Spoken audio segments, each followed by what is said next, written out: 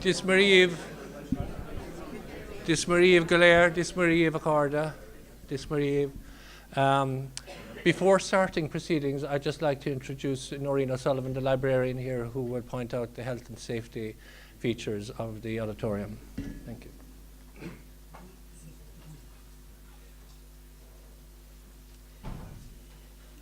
Díomh go léir ar maidin tá fáiltear of go dtí an Lowland. You're all very welcome this morning to Carsavine Library for the O'Connell School. Hope you all enjoy it. Now, for your safety and comfort, I would just like to point out the emergency exits. Now, we've one here on my right to the back, one here on my left. We have one opposite the main door coming into this room, and then, of course, we have the general entrance at the front. And the back rooms are on the corridor just parallel to this room. Enjoy it all.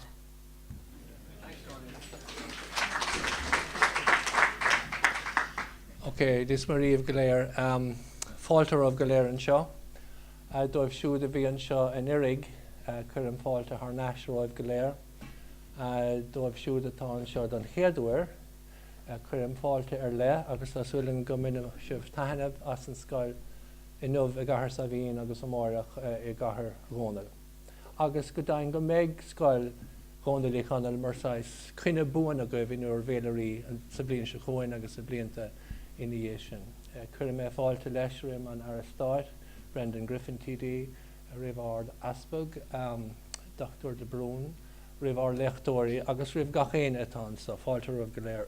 Good morning, ladies and gentlemen, and welcome to the 6th annual Daniel O'Connell Summer School. As I said in Irish, for those of you who've been here before, welcome back. It's always great to renew friendships. And to welcome you here. For those of you who are here for the first time, we bid you a very special welcome. I hope you'll enjoy the proceedings today here in Carsavine and tomorrow in Derrynane House.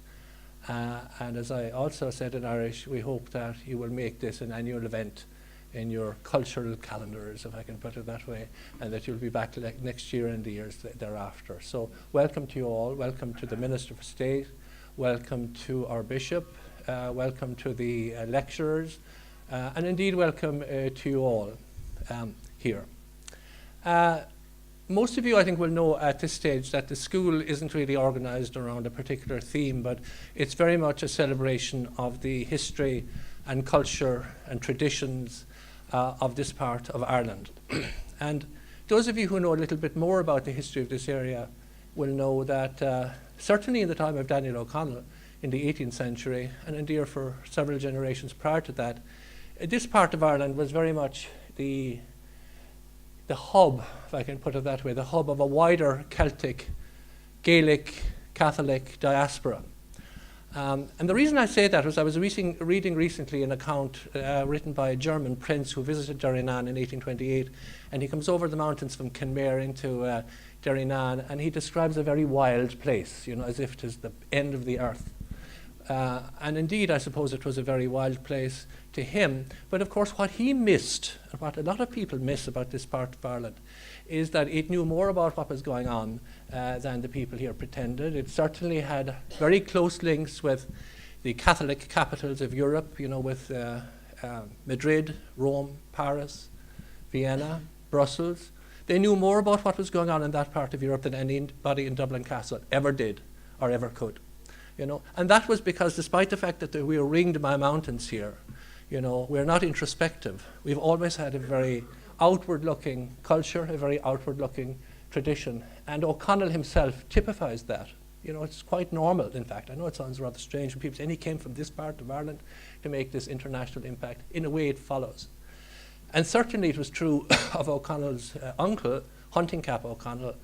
Again, as I said, he had a lot of cousins, a lot of kin who served sometimes at the very highest levels of the political and military service of these countries. So, you know, we did know a lot about what was going on, even if we kept a lot of that knowledge to ourselves.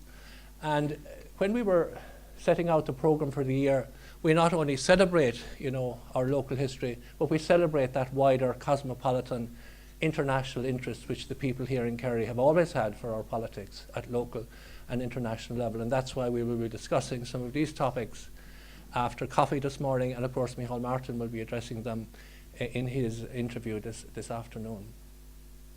I was thinking really about something else yesterday, and it was this, that this school is now in its 6th year. And one of the reasons why it is successful is because of you, because of the people who support it, the friends of the Daniel O'Connell School, local businesses. You know, you give a contribution when you come in this morning. Our local businesses here support us, and that means a lot. Now, money isn't everything, you know. Money means an awful lot. Certainly when the minister is here, I won't say I won't take the cheque, thank you very much, of course I will. But what is equally important, or in many ways even more important, is the very fact that we get moral support and we get encouragement from the minister, from the bishop, from the CEO of Kerry County Council, Moira Morell, who I know is here as well, from the arts officer, Kate Keneally. We get encouragement from them, and for a small voluntary organisation like the O'Connell School, that moral support, that encouragement is as important, and in many ways more important than the financial support that we get from them. These schools, you know, there's often a lot of talk about these schools. They're a celebration of our locality, a celebration of our community, and as I say, they exist and they move from strength to strength because of the support that we get from the public and from governmental institutions. And that brings me just to make one small point, because I know the minister, given his responsibility for tourism, you know, is particularly interested in this, and to suggest to him yet again that at a time when Kerry County Council is drawing up its plans for tourism, you know, that small groups like this, you know, the Daniel O'Connell School, the poetry festival that Fiona DeBouche runs in Waterville, a great success, inaugurated this year, the festivals that are run inside in Valencia, Bandaskelligs, and the Wild Colonial Boy Festival in your own town of Castlemaine. All of these are very unpretentious, they're very ordinary things, but they're very important to these local communities and can be sustained, you know, with relatively little financial support, but more important than that, they need to be encouraged. And I hope that when the tourism strategists get together and plan for the future, that they know that they can count on the support of people who run these organisations, who run these festivals, who run these summer schools, to have an input. As great as Killarney is, and it is great, and as great as Dingle is, and it is great, there are also other parts of the county that can contribute to these strategies, and we're more than willing to interact with the strategists in that regard. Our own school, as I said, has not stood still over the last 6 years. We're always inventing and reinventing ourselves. This year we inaugurated an exhibition of books by South Kerry, which is on view inside in the tea room. I hope you'll take a chance to look at it. And I must say that when we put a call out for books about South Kerry, I was astonished by the number of replies that we got.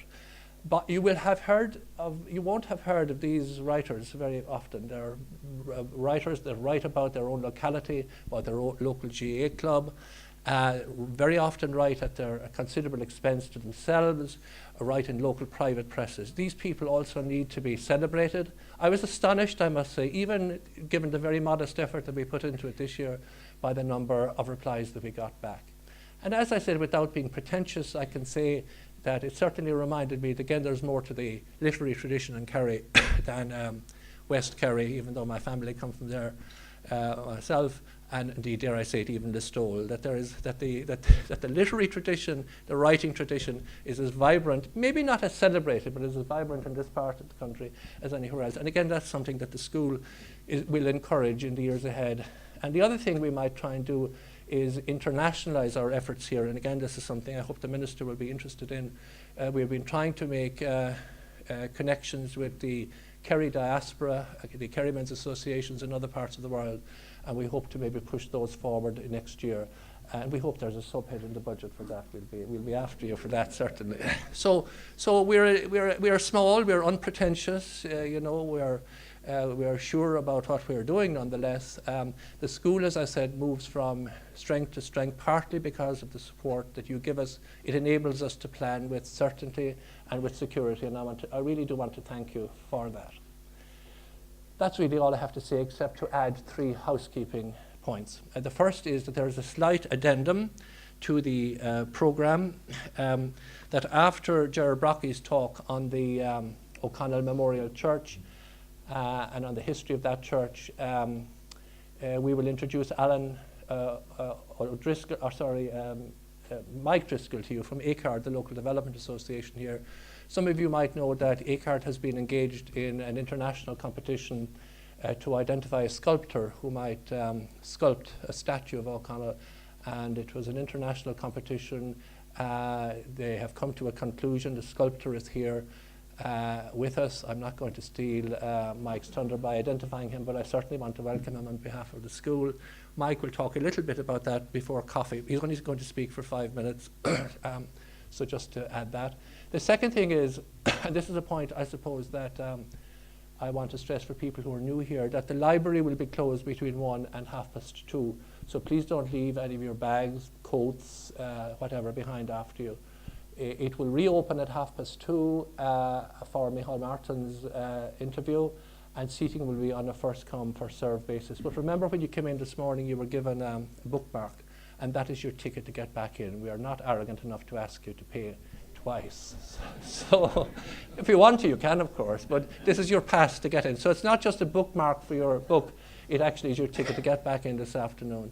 And the final thing I want to say is that this town, even though it's not quite the culinary capital of Europe, it has some very fine restaurants, very fine bistros, very fine bars, so you will not be short of a place to have a bite to eat between 1 and 2:30. So I hope you enjoy your visit to our school.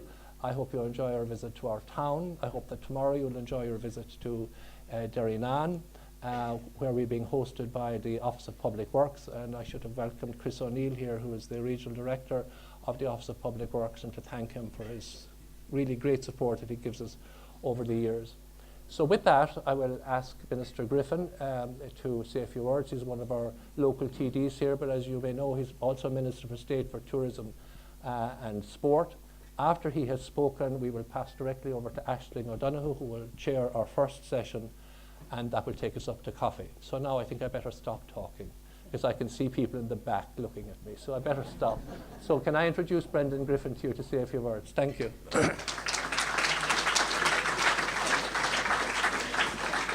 Gormagat Verish agus Gin Úsle Tánas Orma Bheith an Seo. Innover nach Chad Anspecialta Seo San Laurlan Úntoch Seo Carsavine. Ladies and gentlemen, delighted to be here with you all this morning at this very, very special occasion here in the library in Carsavine. And thank you so much for having me here. It's a great honour for me to be asked to open this year's Daniel O'Connell Summer School.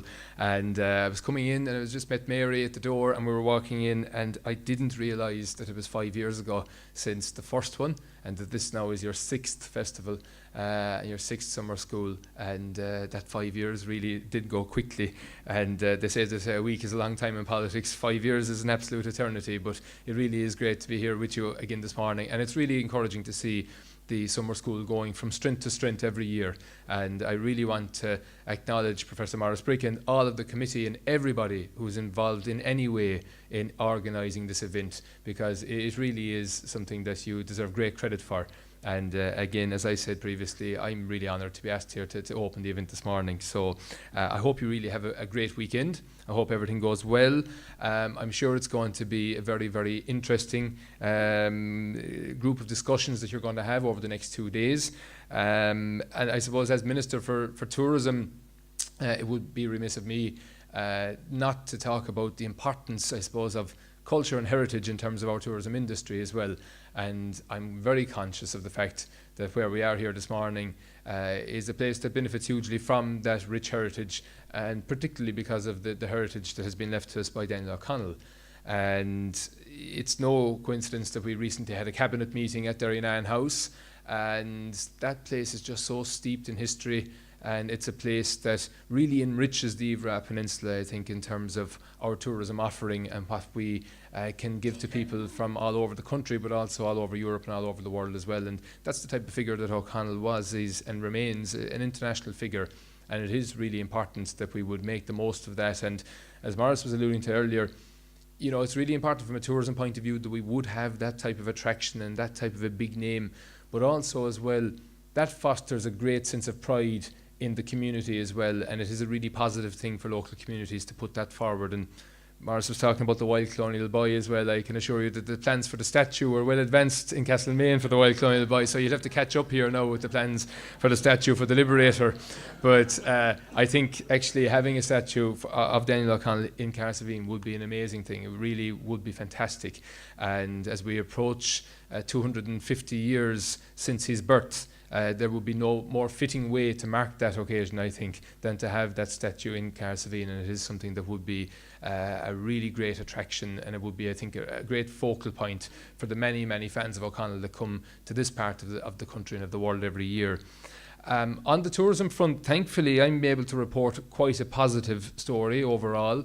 2018 so far has been a really, really positive year. We've broken all records so far in the first 7 months of the year. There's still a long way to go, but it looks like we will break all records for the year. That's on top of a record-breaking 2017 and a record-breaking 2016. I wonder what O'Connell would have thought of the concept of about 10 million people coming from overseas to the Republic of Ireland every year, most of whom are here to holiday. I think he would have found it hard to get his head around that. But that is where we're heading for this year, which is really important. And also, you were looking at obviously a revenue record-breaking year again. But where we are here in Kerry, I think it's quite interesting to think about the fact that 1 in 5 people working here in this county are now working in tourism. And again, that is something that Mr. O'Connell, I think, would have found quite hard to get his head around. Nationally, the figure is about 1 in 10. We have more people working in the Republic of Ireland now than ever before, which is really good news because it means that all of the jobs that were lost during the economic crisis have now been recovered, plus we have more. But 1 in 10 of those are in the tourism industry. And for me, as the Minister with Special Responsibility for Tourism, that's very positive news, but it also is an enormous responsibility as well, because all of those jobs need to be protected, and we need to grow those jobs and ensure that we try to get more of them in every community in the country. And that is the big challenge for us. But having such a rich heritage and doing what you do in terms of evoking that heritage and bringing it to life is really so positive in terms and so helpful in terms of developing regional tourism and bringing tourism outside of the traditional places and bringing them into every community. And that in turn feeds those jobs, which are so important. And I absolutely acknowledge the importance of every single job in tourism. Sometimes we can rattle off the figure of 235,000 people as a statistic and maybe not really delve into what that means. Well, what that means is there are 235,000 people, 235,000 households, families, people with hopes and aspirations for the future that depend on that income, and for whom that income is one of their most important things apart from their health. And I grew up in a household where one of my parents worked in tourism for almost 40 years. My dad was in the hotel industry in Killarney for almost 40 years. I spent 7 long summers, very happy summers, working in tourism before becoming self-employed in hospitality for 3 years myself as well. That helped me go through college and get the start in life that I was looking for. And it's the same for thousands and thousands and thousands of people all over this country. And the collective efforts of all of us in government and in industry and through our agencies result in those jobs being copper fastened and hopefully grown. And there's no reason why we can't get to 300,000 in the years ahead. I would like to think by the 250th anniversary of the birth of O'Connell that we could get to that point. And that is something that would be so positive for the whole country, but particularly for rural Ireland, for rural communities, for the more peripheral areas that haven't benefited traditionally from the tourism industry and from that employment. And there are great efforts being made in this particular part of the county and the country on that front. I'm really, really encouraged by the success of the Wild Atlantic Way to date. We always had the Atlantic, we always had the wilderness, and most of the ways were there. We just didn't really join the three up. Bear in mind that it's a very, very young concept. It's only there for the last 5 or 6 years, and it's only getting started. But I think it offers enormous potential to the whole country, but particularly the peripheral areas, the areas that haven't traditionally benefited, like this part of South Kerry. And it's something I think that will really stand to our children and our grandchildren in terms of giving them the option that so many generations in the past didn't have, and that's the option of staying in the place where they grow up, where they love, where they want to stay. And I think this Wild Atlantic Way concept is one of those vehicles, along with many other things. The Dark Sky Reserve is a brilliant new movement that I think is something that will stand us in the future and deserves all the support it can possibly get.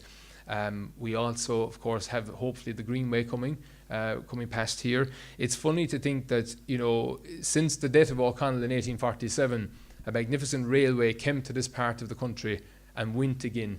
And I wonder what he would have thought of that. First of all, the fact that it would have come here in the first place, but also the fact that we let it go. And I think we really owe it to people like O'Connell, but to also particularly, I think, to our ancestors, the people who sweat blood and tears to build those railways with their bare hands, without mechanised equipment in most cases.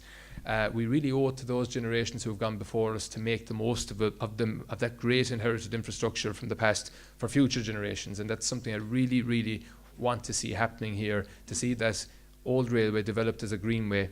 And I know there are difficulties and there are challenges and there is some opposition, but I hope that everybody can work together to find a consensus to make that a reality sooner rather than later, because I think it will benefit everybody immediately and also into the future. And it is the least that we can give to our ancestors to make the most of that great gift from the past as well, and I hope it really will happen. We are also really pushing to ensure that we have access here to this county through our airport and through better roads. And that is something that I think that will stand better to us into the future as well. To conclude, I just again want to really acknowledge everything that is being done here to make this weekend a success. And looking at the programme, I mean, you've got such a fantastic lineup of speakers. It really promises to be a great weekend. And unfortunately, I can't stay for a lot of it, but you deserve great credit for what you've done. And I think the timing of this year's summer school as well is important, particularly coming off the back of last weekend's visit by the Pope to Ireland, the first in 39 years. I wasn't around the last time the Pope came in 1979. I didn't come along for about 3 years after that. So I wasn't called John Paul or anything like so many of the lads that I grew up with who were a few years older than me. But I wonder what Daniel O'Connell would make of church-state relations today in Ireland in 2018. I wonder what he'd make of Ireland in general in 2018 anyway, but I think certainly that is something probably that you're going to discuss over the next couple of days, and it is something that is quite an interesting thing to study at present. I wonder what he would make today of the whole question of Brexit and of the potential difficulties that may arise from Ireland and Britain no longer being in the same union. Which again is a theme that very much dominated his time as a politician and as a citizen. I really wonder what he would have made of the royal visit to Derrynane a few weeks ago, and those images which were beamed all over the world of Prince Charles and Camilla walking on the beach at Derrynane really were fantastic images, and I suppose it really epitomised where Anglo-Irish relations are now and how we are in a far better place than we were on this day, actually 24 years ago, when the IRA announced their first ceasefire on the 31st of August 1994, if I'm not mistaken, actually. I remember it because it was the day before I started secondary school. And so I had other things in my mind, but it wasn't lost to me how big that was. But, we have come so far in under a quarter of a century. Hopefully in another quarter of a century we'll have gone a lot longer along the road, and that things will be even better than they were, and we can of course never go back. But I wonder what O'Connell would have made of that royal visit. I'm sure he would have been hugely amused, and what would he have made of the cabinet meeting there as well. It's something that I've thought about since, and I think all of those things are positive things. But before I conclude, I want to say that it's so important that we would continue to mark the importance of the Liberator. From my point of view as Minister, I'm absolutely hearing what you're saying, Maurice, in terms of support from government for these types of initiatives and the other similar initiatives that are happening that communities are trying to progress all over the country, because they are critically important. And we do risk losing so much of the intangible, our soul, the things that can't be bought and the things that you can't often see, but that knowledge and that connection to the past is invaluable. And without people like yourselves organising this event, you risk losing that, and you risk future generations not having the full appreciation that they should have of those things that are so rich and so valuable and so priceless. So to all of you who are involved in this, well done. I hope that the next couple of days are really, really interesting, and please God, we'll all be here again this time next year to mark the 7th Daniel O'Connell Summer School, but to open the 6th one. I'm delighted and honoured to be here to do it, and I wish you all success over the next 2 days. Garth Míle Mágat.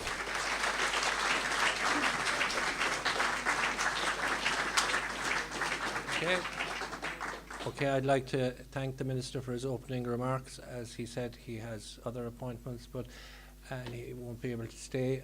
I think in answer to your question, Minister, if O'Connell was around at the time of a royal visit, he'd have been at the centre of the photograph.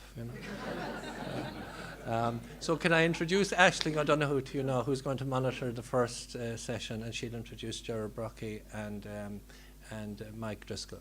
Thank you. Super. Hi, good morning, everyone, and thank you to Minister Griffin for his remarks and his enthusiasm for the Daniel O'Connell School. I'm Aisling O'Donoghue. I'm a native of Carsaveen, so I know a lot of you here. I've been involved in the school for a number of years as a spectator, so it was great to be asked to come back to moderate a session this morning. Dr. Gerard Brockie is going to talk to us about the building and the development of the Daniel O'Connell Church here in Carsaveen, and also the oratory out in Derrynane. For many of us, we're closely associated with the Daniel O'Connell Church, I suppose spending probably somber and also very happy occasions there.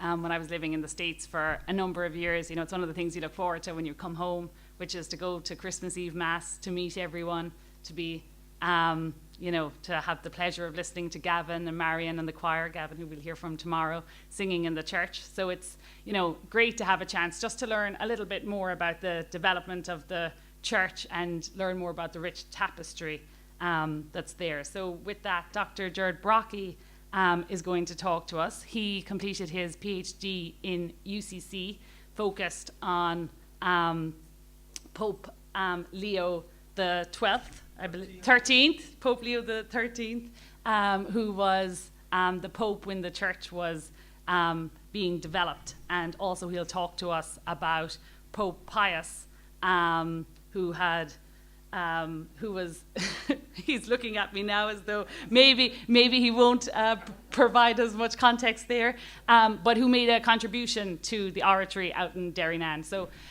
with that, I'll hand you over to Mr. Brockie, Dr. Brockie, who will talk to us for about 20 minutes, and then we'll have a short Q&A session after that.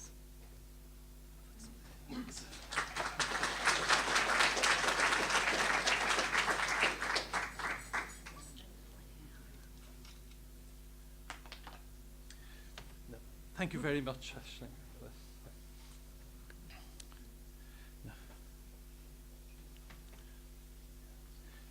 Good morning, ladies and gentlemen. It is indeed both an honour and a pleasure to be invited here today to address the 2018 Daniel O'Connell Summer School. Little did I imagine when I first encountered the fascinating story of the foundation of the O'Connell Memorial Church that I would receive this invitation today. That happened when I was doing research in the Vatican archives in the summer of 1982. And it's indeed a fascinating story.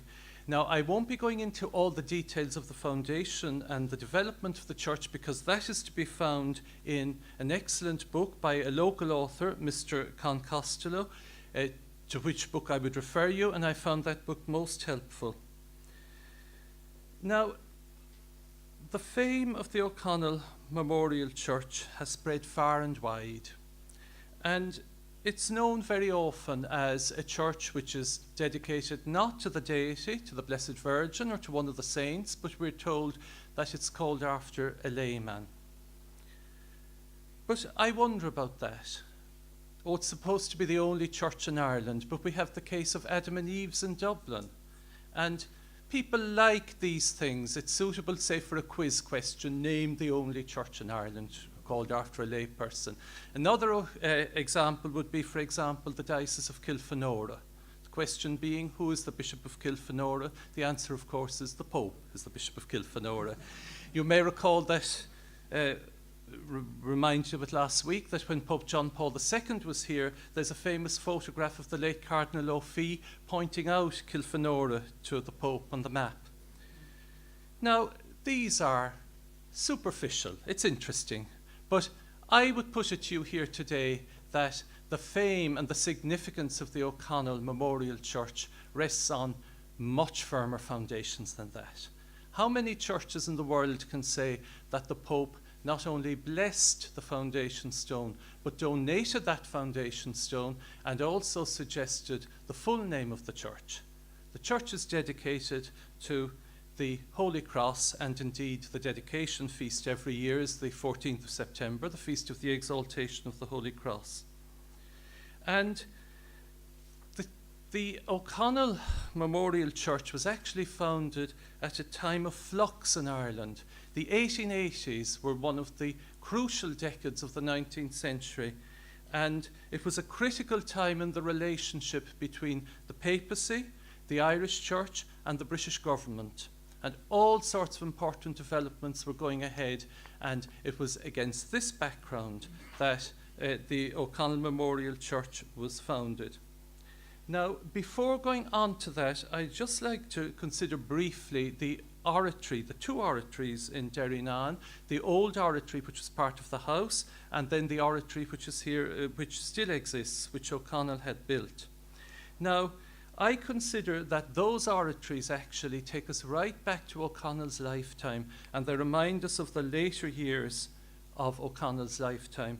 And many historians have stressed the absolute significance of Kerry and Derrynane for O'Connell. And they have said that after returning here among his own people, that he returned then to his public duties, mostly in England, maybe in Dublin, with renewed energy, and that it meant so much to him. And when I consider the significance of this, I was reminded of the lines of Walter Scott, the famous lines. Now, normally the expression native land is taken to refer to your own country, but I think in this context we could take native land to refer to his own place here in Derrynane in Cahersiveen. And Scott wrote as follows: "Breeds there the man with soul so dead, who never to himself hath said, This is my own, my native land, whose heart has ne'er within him burned, as home his footsteps he hath turned, from wandering on a foreign strand." And we can think of O'Connell coming home here to Derrynane. And we have a rather moving testimony, I think, of a visitor in the 1840s concerning the oratory at Derrynane. And I think we have to consider that if Derrynane was a refuge for O'Connell, and I take it was, and I like to use the old Irish word taramon, which means a reference, with its sacral connotations as well. I think Derrynane was a real refuge for him, and I think the heart of that refuge was the oratory. And we have to consider that at this stage in his life, that O'Connell was increasingly devout in his later years, and that for somebody who in his early manhood had drifted somewhat from his faith and then returned, he returned with all the more fervour to it. And a visitor in the early 1840s remarked, visiting Derrynane, "In the observance of his religion, O'Connell was seriously zealous and regular. At 9 o'clock every morning, the bell of Derrynane rang for Mass. From all parts of the house trooped members of the family, visitors and servants to the chapel, and for 1 hour the whole place was silent as a tomb." Now, the new oratory, as we call it, the oratory which still exists, that was actually commissioned by O'Connell in 1844 after his release from Richmond prison, and it was commissioned as a thanksgiving, and it was modelled on a ruined chapel in Abbey Island. Now, this event reminds us of the very late years in O'Connell's life, where increasingly religious issues came to the fore, because as you will recall, in opposing the Queen's colleges as godless colleges because he thought that they would pose a risk to the faith of Catholic students. He came in conflict with members of Young Ireland. And he was also deeply hurt when Thomas Davis wrote an article in a newspaper, and at a Thanksgiving Mass celebrated by his friend and chaplain, Father John Miley, who was later with him when he died. And in the sermon, Father John Miley attributed O'Connell's release to the intercession of Our Blessed Lady, and Davis objected to that, saying it was a majority decision of the law lords in London, and O'Connell was quite hurt by that. But I think that the oratory as we see it now reminds us of these later years in O'Connell's life. Now, in those later years, one day in the spring of 1846, when O'Connell was present in the House of Commons, the House of Commons had an eminent visitor, none other than the papal nuncio to Belgium. That was Archbishop Gioacchino Pecci, who later became Pope Leo XIII. Now, he had finished his term as papal nuncio, and he had asked permission to visit Paris and London before returning to Rome. And when he returned, he was appointed Archbishop of Perugia. But years later, he recalled that meeting when giving his consent and support to the foundation of the O'Connell Memorial Church.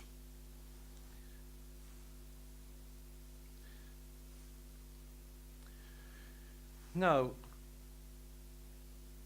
in the early 1880s, Canon Timothy Brosnan, parish priest of Cahersiveen, set out for Rome to seek papal support for the foundation of a new church in Cahersiveen, which would be a worthy memorial to O'Connell. Now, he was fortunate because he arrived in Rome in December 1883 at just the right moment from his point of view. And when he arrived, of course, he had support from Archbishop Kirby, who was the rector of the Irish College, was an old friend of Canon Brosnan's, and Archbishop Kirby as well was much in favour with Pope Leo XIII because they had been students together in Rome in the 1820s. Now, earlier that year, excuse me, Count Eduardo Soderini, who was the official biographer of Pope Leo XIII, he published a short booklet entitled Leo XIII, Ireland and England. It was published in French, and his views were widely held to reflect the views of the Holy Father. And in this book, he lavished praise on O'Connell. He called him the great figure of O'Connell, a true patriot, and he condemned Robert Emmet, William Smith O'Brien, and Young Ireland. Now, the 1880s, as I said earlier, were a period of flux, and it's a real tribute to Canon Brosnan and to the local people here that at a time of such hardship with the land war going on, and the 1880s were one of the periods of the highest emigration from this country until the 1950s again. Those 2 decades stand out really in Irish history in post-famine times, right? So it was a very, very difficult time, and yet at that he embarked upon this project and to raise money for it and to raise support. Now, at that time, the British government was endeavouring to influence, of course, events naturally here in Ireland, and it was endeavouring to get the Catholic Church to support it, especially maybe to support landlords against tenants and that. And the attitude, of course, for in the church in Rome especially was highly coloured by the Roman question, the fact that the Holy See had lost the Papal States and that they thought that they were looking for support among states in Europe, maybe to recover some of those. By Leo XIII's time, they would have accepted, they would have been happy with maybe the city of Rome and the area just around that. But so that in the private audience, which Canon Brosnan had with Pope Leo XIII on the 10th of December in 1883, Pope, he granted his approval, right, and remarked that in 1846 he had seen O'Connell in the House of Commons.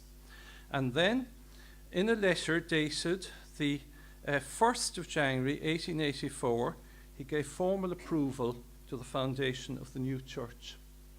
He said, "We very much approve the project of building a new temple in that place in which the strenuous vindicator of the Catholic religion, Daniel O'Connell, was born." Now,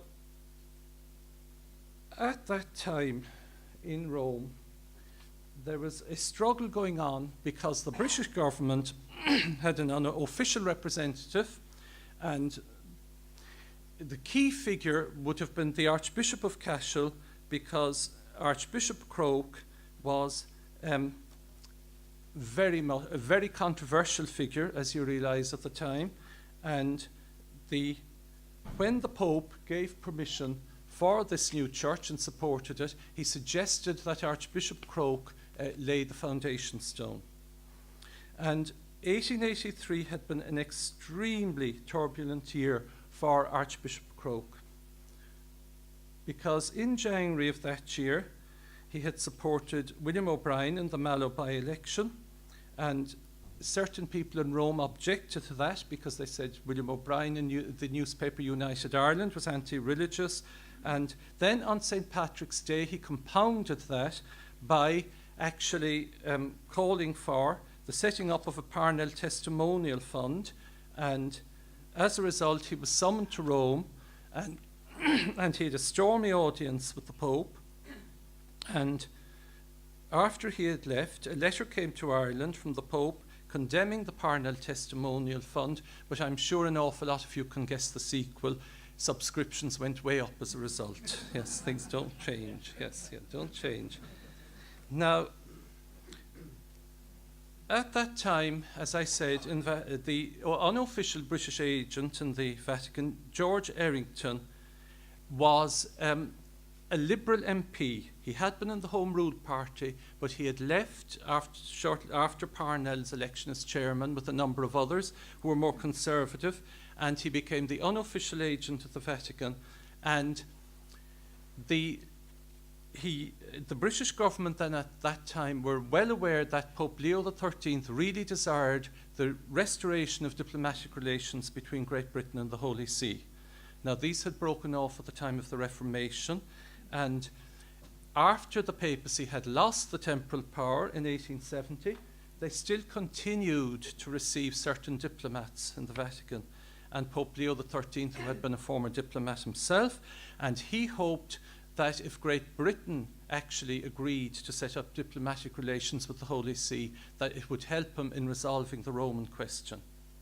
And it will be recalled that from the papacy's point of view, if you look at the 1880s and you consider Italy a government which they didn't recognise, if you consider France, which an awful lot of difficulties between church and state brewing there, and contrast that with the case of the British Empire, where the church had freedom, and where, especially in the case of the Irish church, you had an awful lot of Irish priests and bishops of Irish origin in places like Australia, New Zealand, Canada, other parts of the British Empire.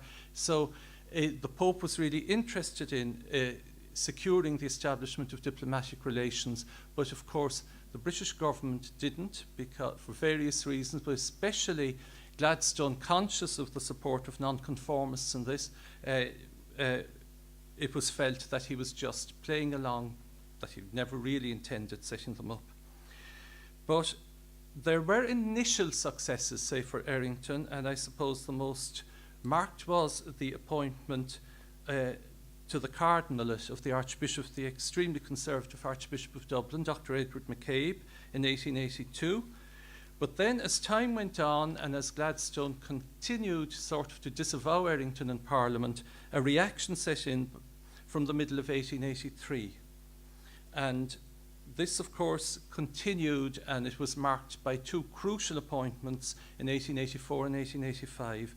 In 1884, the appointment of Dr. Thomas O'Callaghan to Cork, and then, of course, crucially, Dr. William Walsh to Dublin in 1885, that the Pope did not appoint candidates favoured by the British government.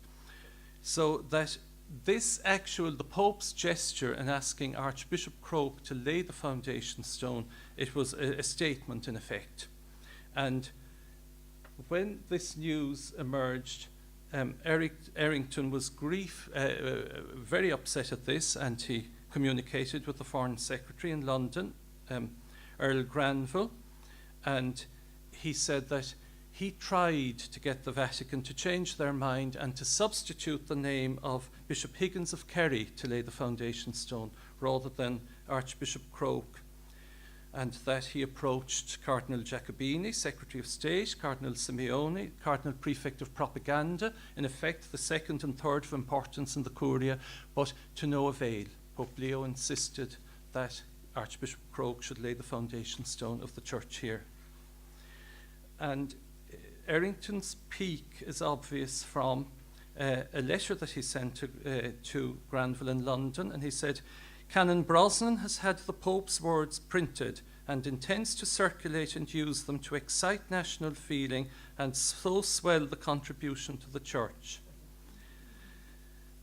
And he enclosed a document that he said, I enclose the document printed by Canon Brosnan giving an account of his audience and the Pope's speech. The authorities with whom I made good use of it were indignant at such doggerel Latin being put into the Pope's mouth, for he is rather a good Latinist. Actually, he was. Leo actually published, his Latin poetry was published during his lifetime. But doesn't it show you the resourcefulness of Canon Brosnan, though? That he had the actual booklet translated into Latin and he was to circulate it. Anyway, the sequel was that in accordance with the Pope's wishes, that Archbishop Croke actually laid the foundation stone here at Cahersiveen on the 1st of August 1888. The first Mass was said in the church on the 14th of December 1902, but in the meantime Canon Brosnan had passed away before the completion of the church on the 21st of December 1898. Now, a very interesting statistic, because Canon Brosnan gave regular reports, you see, on the fundraising, and most of it was abroad, and a very interesting statistic which was published in 1892, that of £17,000 collected to that date, that £3,000 were collected in Ireland. Now, this shows you the poverty of the people at the time, but they still raised that amount of money, but it also points to the contribution of the diaspora, that most of the money, and that tells us what O'Connell meant for Irish emigrants abroad and what he signified for them, that they were prepared to contribute and that he was an inspiration for them. Now, so that at the time of the foundation of the church, many of those controversial issues would have been familiar to O'Connell himself. For example, the efforts of the British government to influence, say, the church here in Ireland, which I suppose in two ways they would try to influence the actual selection of bishops, and they would also try to influence, say, to prevent priests, say, from preaching in favour of the Land League and that.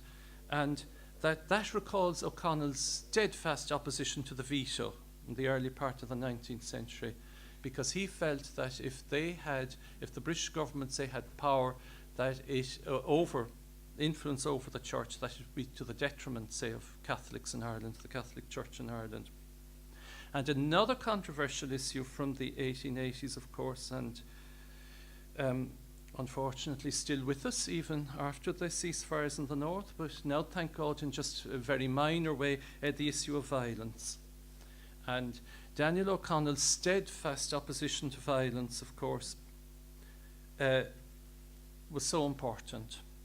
And it's no harm for us to recall that in the 1880s, while the church here was founded and being built, that there was actually a dynamite campaign was initiated in cities in the UK.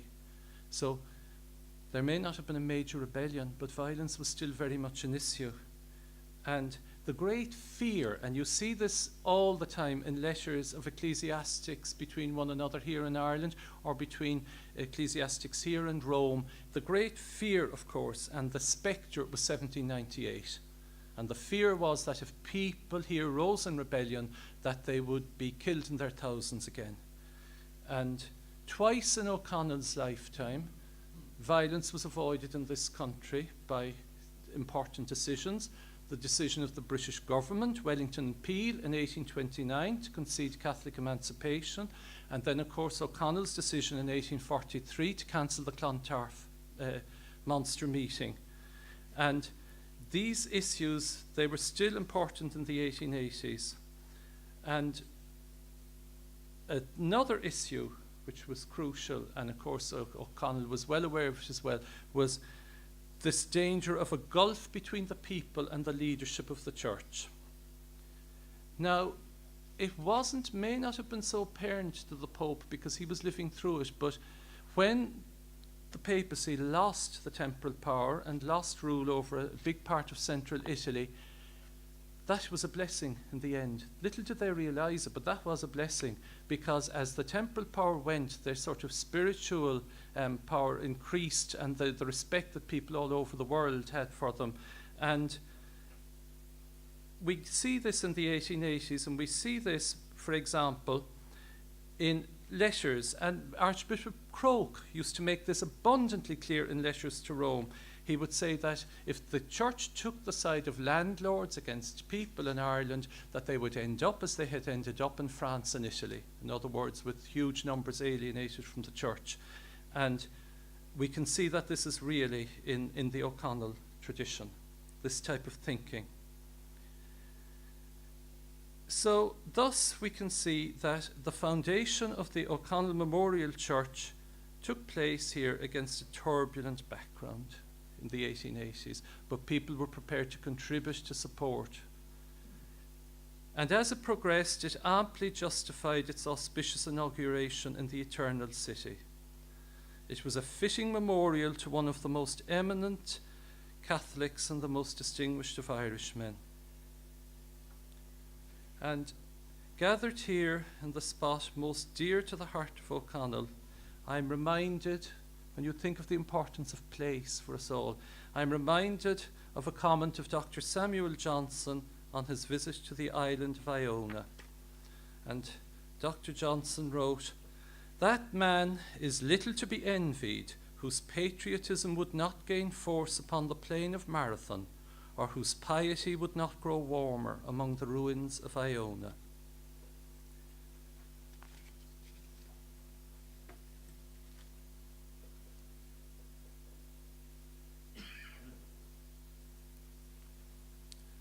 And in the shadow of such inspiring and intrepid sons of Kerry as Daniel O'Connell, Canon Timothy Brosnan, and Monsignor Hugh O'Flaherty, we are on holy ground indeed. Thank you.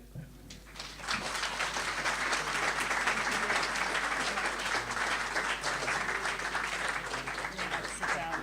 Let's take a few questions. Okay, everyone. There are a couple of mics circulating, so we might take a few questions. Thank you very much, Dr. Brockie. If you put your hands up, I'll make sure that somebody comes.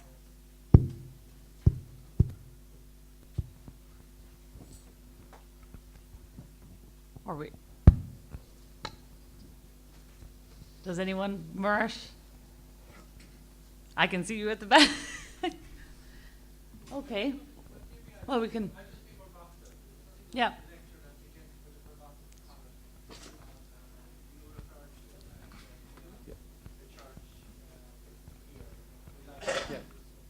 We like to think it is the only church called after a layman, and you're rubbishing that. Yes, yes, yes. How did that develop, Jared, that idea, do you think?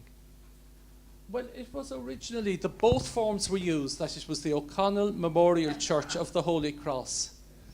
But I wasn't so much objecting to that, but what I was objecting to is sort of the superficiality of it, that I think that the church has far deeper claims to fame than just being sort of, oh, it's a church dedicated to a layman, you know. Yeah, yeah. Because it's, yeah. I'm not sure if it links into your talk or not, Yeah.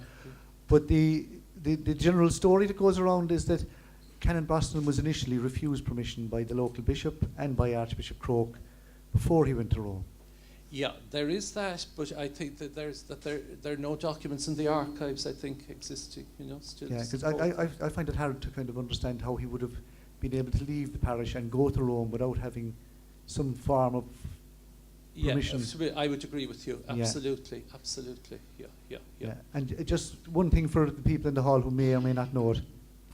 The foundation stone is just inside the door of the Tower House, which is the door that faces the street Yeah. as they're going uptown for lunch. And it's a beautiful piece of marble that came from the Church of St. Domitilla, so it's a couple of thousand years old, Mhm. and it's inscribed with the apostolic benediction of the Pope. It's a wonderful Yeah. piece to see, so it's worth going in to see it. Thank you very Okay. much for that.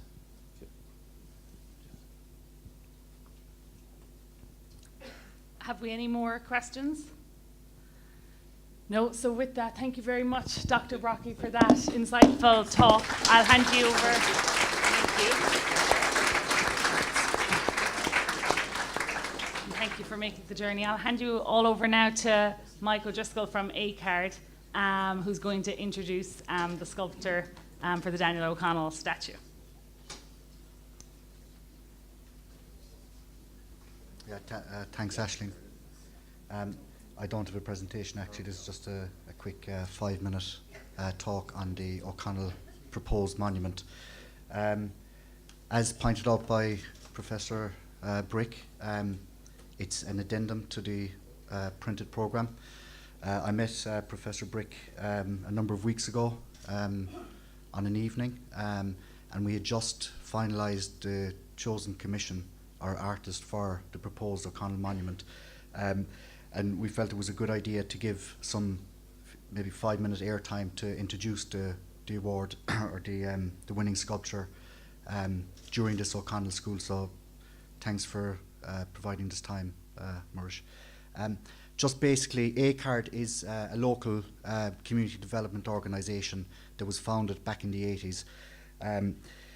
They strive to make Carsveen a better place and a better community and have some significant projects to date behind their back. Most notably the RIC Barracks, which was a ruin, is now converted into a local heritage centre, and also 100 Burke Marina down by the river.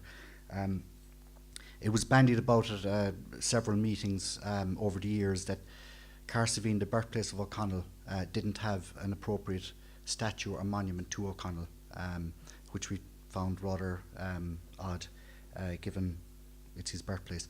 So we set out with the idea of perhaps exploring a monument dedicated to O'Connell in the centre of the town. We set out then, and with the help of Kate Kennelly from Kerry County Council, we put together a request for proposal to send out internationally and look for proposals for such a brief. The brief really was kind of an interactive feature, not just a statue that people would pass by, but an interactive kind of plaza area that would get people to visit and talk about it and become an iconic monument on the Ring of Kerry. We had a lot of entries, over 20 from Scotland, England, Ireland and Northern Ireland. We set about, before issuing the brief, actually, we set about identifying a suitable location for such a monument. And with the support of the Church Committee in Ford Larry, we identified a suitable section of the church grounds based on the boundary. You'll probably see in the back of your brochure, there's a picture of the church with, I think it's an Australian cordyline tree on the corner. It's kind of in that area that we're proposing to put this, I suppose, monument. Funnily enough, after we had selected this area as the most suitable area, did we come across an artist's impression of the O'Connell Memorial Church with its completed spire, and there was an actual monument inscribed into that artist's impression in the exact same area. So really we're going back to, I suppose, what the original context or plans for the church were in terms of a monument. So without further ado, I'll just maybe say a few words on our winning entry. Rory Breslin was chosen as the winning submission. Rory is basically qualified out of NCAD in Dublin and had further education in France, England, Slovakia and the Czech Republic.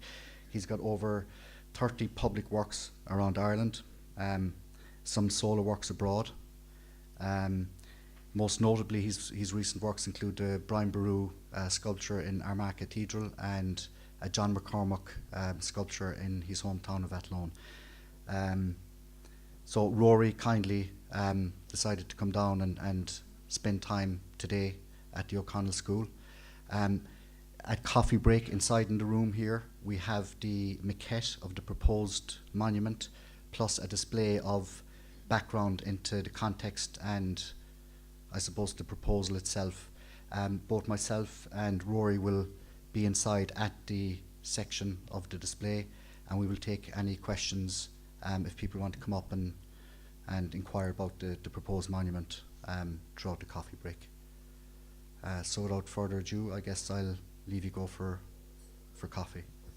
Thanks very much.